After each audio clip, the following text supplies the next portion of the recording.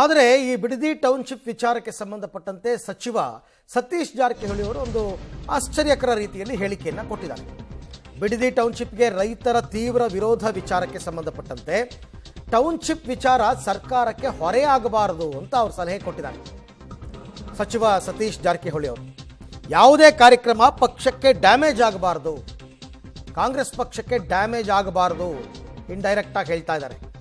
ಈ ಬಗ್ಗೆ ಕ್ಯಾಬಿನೆಟ್ನಲ್ಲಿ ನಾವು ಚರ್ಚೆ ಮಾಡ್ತೀವಿ, ಮುಂದಿನ ಸಂಪುಟ ಸಭೆಯಲ್ಲಿ ಇದು ಚರ್ಚೆಗೆ ಬರುತ್ತೆ, ನೋಡೋಣ ಅಲ್ಲಿ ಏನೋ ಒಂದು ತೀರ್ಮಾನ ತಗೊಳ್ತಾರೋ ನೋಡೋಣ ಅಂತ ಹೇಳಿದ್ದಾರೆ.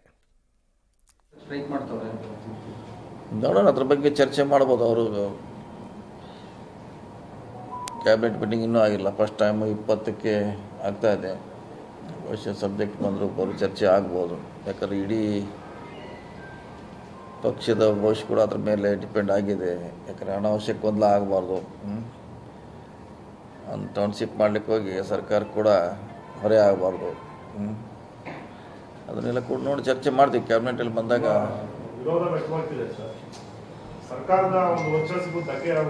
ಅದೇ ಹೇಳಿ, ಅದು ಆಗಬಾರ್ದು. ಅದನ್ನು ಒಂದು ನಾವು ಯಾವುದೋ ಒಂದು ಸ್ಕೀಮ್ ಮಾಡಲಿಕ್ಕೆ ಹೋಗಿ ಸರ್ಕಾರದ ಮೇಲೆ ಅದು ಹೊರೆ ಆಗಬಾರ್ದು. ಅದೇ ಒಂದು